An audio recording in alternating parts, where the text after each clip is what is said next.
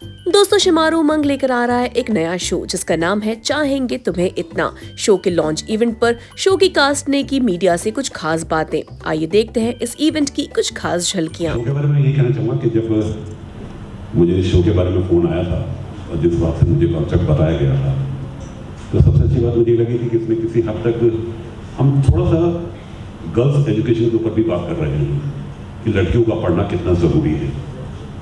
और जो इसमें मेरी बेटी बनी है, मतलब बहू है, जिसको मैं बेटी की तरह मानता हूँ, और एक वजह थी मैंने जिस वजह से उसकी अपनी बेटी की शादी कराई ताकि मैं उसको पढ़ा सकूँ। वो पढ़ना चाहती है लेकिन उसे कोई पढ़ने नहीं देता उसके घर में। इसी वजह से मैं उसे बहू बना के ना अपने घर पर लाया, उसे पढ़ा लिखा रहा हूँ ताकि वो किसी काबिल बन सके। और पहली बार बहुत टाइम के बाद शायद ऐसा देखने को मिला कि ससुर और बहू में जो बॉन्डिंग होती है वो बहुत कम जगह देखने को मिलती है। कई जगह पे सास बहू की बॉन्डिंग देखने को मिली है, अच्छी बॉन्डिंग, लेकिन ससुर और बहू की बॉन्डिंग बहुत कम देखने को मिलती है। और इसमें मैं ससुर और बहू नहीं, हम लोग बाप बेटी से ज़्यादा हैं। मेरी अपनी दो बेटियां भी हैं, बहुत प्यारी बेटियां हैं मेरी, लेकिन कहीं कहीं मैं उन दोनों से ज़्यादा तवज्जो अपनी इस बेटी आशी को देता हूँ, क्योंकि इसे मैं अपने भरोसे, अपनी वजह से मैं इसको लेकर यहाँ पे आया हूँ। तो मेरा कर्तव्य बनता है, मेरा फर्ज बनता है कि मैं इसकी हर चीज़ पूरी करूँ, इसकी हर ख्वाहिश पूरी करूँ। और इससे इतना प्यार है मेरा कि मैं इसके लिए किसी से भी लड़ रहा हुआ, मैं इसके खिलाफ किसी से कुछ सुन नहीं पाता हूँ। और क्योंकि मैं वैसे अंदर से खुद भी बहुत इमोशनल हूँ, तो इसके साथ मेरी बॉन्डिंग वैसे बहुत अच्छी हो गई। डे वन से हमारा बाप बेटी वाला रिश्ता हो गया। आज भी मुझे मेरे नाम से नहीं पुकारते, ये मुझे बाबा ही बोलती है बाहर भी। तो अब मेरा करेक्टर भी मैंने आपको ये बताया कि एक अच्छा बाप है। इससे पहले मैंने अच्छे बाप के रोल किए, गलत बाप के रोल भी किए, लेकिन ये एक सबसे अलग है और जो चीज़ मुझे पसंद आई थी। मैम, आप किरदार के बारे में कुछ बताइए, क्या नया देखने मिलेगा? क्योंकि दो प्रोमोज काफ़ी डिफरेंट साइंस बता रहे हैं आपके किरदार के बारे में। एंड क्या कुछ आपको जब स्क्रिप्ट नरेशन पार्ट हुआ आपकी तरफ से, तो क्या आपको अच्छा लगा स्क्रिप्ट में सबसे पहले? Okay, so thank you for appreciating the promo first of all. और मैं ये जेन्युइनली इसलिए नहीं बोल रही हूँ कि क्योंकि ये मेरा शो है मैं इसकी तारीफ करूँगी। मेरा और भरत का इस चीज़ पे डिस्कशन भी हुआ था जब हम लोगों की फर्स्ट टाइम रीडिंग हुई थी कि जैसे बाबा ने भी बोला कि सास ससुर का ये क्या बोलते हैं, सास बहू का बहुत ज़्यादा रिलेशन दिखाते हैं या तो फिर लव स्टोरी दिखाते हैं। ये एक ऐसा ड्रामा है जिसमें आपको लव स्टोरी भी देखने मिलेगी, एक लड़की का एक अपने परिवार के लिए क्या रिस्पॉन्सिबिलिटीज़ है वो भी दिखेगी, एक बाबा के साथ उसका कितना स्ट्रॉन्ग इमोशनल कनेक्ट है वो भी दिखेगा। और जैसे इन्होंने बताया भी आप लोगों को, डे वन से लेके अभी तक on screen, of screen, phone पे कभी भी मैंने इनको सर नहीं बुलाया। मेरा इनके साथ ऐसा कनेक्ट है ना कि मैं उनको बाबा ही बुलाती हूँ, अभी भी मैं बाबा बाबा ही बोलती हूँ। और जैसे बाबा ने बताया कि ये मुझे अपनी बहू नहीं बेटी मानते हैं, वैसे ही आशी का भी कैरेक्टर ऐसे दिखाया है कि उसकी पूरी जो लाइफ है वो डेडिकेटेड है अपने बाबा के लिए, कि अगर बाबा ने उसके लिए इतना किया है, बचपन से उसको पढ़ाया लिखाया, उसको अपने पैरों पे खड़े होना सिखाया है, तो उसके लिए लाइफ में और कुछ मायने ही नहीं रखता है। क्या पति होता है, क्या प्यार होता है, उसको कुछ भी नहीं चाहिए। उसको अपनी लाइफ में अगर वो अपने करियर वाइज भी आगे बढ़ना चाहती है तो वो सिर्फ अपने बाबा के लिए बढ़ना चाहती है। तो मुझे ये एक आशी का जो साइड है ना बहुत अच्छा लगा कि शी इज़ वेरी सेल्फलेस। उसको पता है कि मेरे बाबा ने अगर मुझे ज़िंदगी दी है तो अब मैं अपने बाबा के लिए ही जीऊँ। तो पूरे शो में मेरा सबसे ज़्यादा जो स्ट्रॉन्ग बॉन्ड दिखा है वो मेरे बाबा के साथ दिखाया हुआ है। एंड आशी की सबसे अच्छी बात क्या लगती है, जो आपको लगता है कि रियल लाइफ में भी आपकी और आशी की बॉन्डिंग इस पॉइंट पे काफ़ी सिमिलर है? एक्चुअली सिमिलर बिल्कुल भी नहीं है, बट मैं आशी से सीखना बहुत कुछ चाहूँगी। जैसे जब मैंने कुछ सीन्स भी किए ना कि आशी के लाइफ में कुछ भी हो जाए, कैसे भी हो जाए ना, वो रोएगी धोएगी सब कुछ करेगी, लेकिन बाद में वो उसी स्ट्रेंथ के साथ वापस खड़े होकर स्माइल होकर अपनी लाइफ में वापस आएगी। तो मुझे ऐसा लगता है मैं रियल लाइफ में आशी जैसी काफ़ी हद तक नहीं हूँ, जैसे जनरली लड़कियाँ रहती है, काफ़ी बबली चौपी रहती हैं, मैं भी काफ़ी हद तक वैसी हूँ। तो मेरे लिए आशी के कैरेक्टर में ढलना शुरू में बहुत मुश्किल था कि एकदम सीधी सादी सी, सिंपल सी, सोफिस्टिकेटेड है। But now that we have been shooting like for I guess 20-25 days और मोर, तो अब मैं जैसे जैसे आशी के कैरेक्टर में ढलने लगी हूँ, मुझे लग रहा है कि आशी जैसी लड़कियाँ बहुत प्यारी होती है एंड हमें ऐसा बनना चाहिए। हम अपने एल्डर्स की इतनी रिस्पेक्ट करते हैं, हम सेल्फलेसली उनके लिए सोचते हैं, हमें अगर कोई डांटता भी है तो हम उसका ऐसे स्ट्रांगली उसको अपनी ईगो पे नहीं लेते हैं। जैसे मुझे मेरी काकी अगर कुछ भी बोलती हैं तो मैं स्टिल उनको बहुत रिस्पेक्ट करती हूँ कि हाँ वट एवर शी सेइंग, मैं कभी उसको दिल पे नहीं लेती हूँ, रोती हूँ ऑब्वियसली, लेकिन फिर वापस खड़ी होती हूँ मैं। बट आशी की काकी की अगर हम जिक्र करें तो क्या ऐसा है कि फास्टिंग के लिए फोर्स कर रहे हैं, जो सेकंड प्रोमो में दिखाया, फर्स्ट प्रोमो में तो लाफा भी मार दिया ऐसा दिखाया, तो इनका किरदार काफी अमेजिंग होने वाला है, मुझे ऐसा लग रहा है काफी स्ट्रिक्ट होने वाला है। बहुत स्ट्रॉन्ग कैरेक्टर है, बहुत ही ज़्यादा स्ट्रॉन्ग कैरेक्टर। और मुझे ख्याति मैम से सीखने के लिए सबसे ज़्यादा पता है क्यों मिलेगा, बिकॉज वो रियल लाइफ में बिल्कुल ऐसी नहीं है। She is very very very sweet. तो जब मैं कभी सर जैसे ही बोलते हैं ना रिस्पेक्ट योर मार्क, अपने मार्क पे आओ, वो अपने कैरेक्टर में जब आती है ना, I am like she is not this person, how is she doing this. तो उनका कैरेक्टर मुझे लग रहा है बहुत स्ट्रॉन्ग है और वो बहुत बहुत बहुत ही अच्छे से निभा रही है अपने कैरेक्टर को। When she scolds me ना, तो मैं एक्चुअली डर जाती हूँ, और डर वो रिस्पेक्ट वाला भी कि मैं उनसे नज़र मिला ही नहीं पाती हूँ। Most of the times when she is speaking to me ना, I'm like this only। क्या आगे चल के आशी को रिश्तों के लिए फोर्स करना पड़ेगा कि इससे रिश्ता रखना है, कि इससे रिश्ता रखना है, ये फास्टिंग करना है, कि इससे बात नहीं करनी, इससे मुलाकात नहीं करनी, इस तरह के फोर्स आशी के रिश्ते में आने वाले आगे चल के?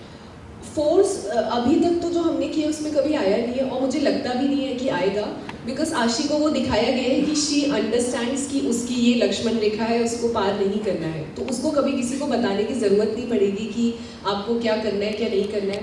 बाबा ने तो उसको फुल फ्रीडम दे के रखा है। अगर बाबा देखते भी कि उसका थोड़ा बहुत सिद्धार्थ की तरफ से दिख रहा है, तो ही तो वॉन्ट्स कि हाँ ये अपनी लाइफ में आगे बढ़े, बट आशी नोज हर लिमिट्स कि नहीं मैं इस घर की बहू हूँ तो मैं सब कर नहीं सकती हूँ, मैं बाबा को हर्ट नहीं कर सकती हूँ। प्लस माँ की तरफ से भी मुझे कभी ऐसे फोर्स नहीं किया जाएगा, क्योंकि उनको भी पता है कि ये मेरी बहू है और इसको अपनी लिमिट्स पता है, आगे नहीं। तो फोर्स वाला तो आई डोंट थिंक कहीं से कुछ एंगल आएगा। What's your character? Tell us something. Hi. Actually थोड़ा सा वॉइस का It's okay. मुझे बात करना पड़ेगी। सिड का कैरेक्टर फर्स्ट ऑफ ऑल ऐसा है कि कॉलेज में जो हर बंदे का ड्रीम होता है कि मुझे पहला कैरेक्टर ऐसा ही प्ले करना है कि कॉलेज में कूल डूड और स्पोर्ट्स में भी अच्छा है, लोगों की मतलब एल्डर्स की रिस्पेक्ट करता है। तो ये कैरेक्टर मतलब ऐसे कि एक तरफा प्यार करता है, लड़की की भी समझ रहा है कि कैसा मतलब क्या किस सिचुएशन में है वो, तो और वो लिमिट्स में रह के, और एक मतलब उसका ऐसा चल रहा है कि ड्रीमी है सब कुछ, या पता नहीं रियल क्या है ड्रीमी क्या है, उसको समझ नहीं आ रहा। उसको प्यार होता है तो पता नहीं लगता कि क्या चल रहा है लाइफ में, वो खुद को रोक भी रहा है लेकिन रोक नहीं पा रहा है, तो वैसा चल रहा है। और मतलब वो सिचुएशन में ऐसी में फंसा हुआ है कि उसको रियलिटी और उसमें डिफरेंस, इमेजिनेशन में डिफरेंस पता नहीं लगे वो तो और देखते हैं आगे जाके कैसा क्या लेयर्स आती है कैरेक्टर में। बाकी अच्छा कैरेक्टर है, cool dude. All the best. Thank you. आशी की काकी का किरदार जो personally I am looking forward for that character. Tell us something, how strong your character is and how you are looking forward to your character, because we have seen you playing so many amazing roles, and what's next for this character? So about Amrita, firstly, thank you so much all of you for coming. And for Amrita, I would like to say कि ये एक ऐसा character है जिसकी ज़िंदगी में एक बहुत बड़ा हादसा हुआ है, जिससे ये कभी उभर नहीं पाई है। इस कैरेक्टर का जो फोकल पॉइंट है वो ग्रीफ से निकल के आता है। कुछ लोगों ने इससे पहले मुझे पूछा कि क्या आपका कैरेक्टर नेगेटिव है। मैं यही कहना चाहूँगी कि हो सकता है कुछ लोगों को ये नेगेटिव लगे, क्योंकि ये जिस जगह से आ रही है वो ग्रीफ से आ रही है। उसकी ज़िंदगी में एक ऐसी दुखद घटना घटी है जिसकी वजह से उसका जो ग्रीफ है वो गुस्से में बदल के निकल के आता है। उसकी जो इमोशनल जर्नी है वो बेसिकली उसकी ग्रीफ से निकल के आ रहा है। तो हो सकता है कुछ लोगों को ये नेगेटिव लगे, लेकिन मेरे लिए ये इसके जो एक्शंस है वो बिल्कुल जस्टिफाइड है। मेरे लिए लिए, अमृता के लिए ये बिल्कुल करेक्ट है जो ये चीज़ वो कर रही है। आई एम श्योर हर एक के घर में माएँ ऐसी ही होती है जो अपने बच्चों के लिए, उनकी खुशियों के लिए किसी भी हद तक जा सकती है, उनकी अच्छाई के लिए, उनके लाइफ में कुछ अच्छा हो उसके लिए वो किसी भी हद तक जा सकती है।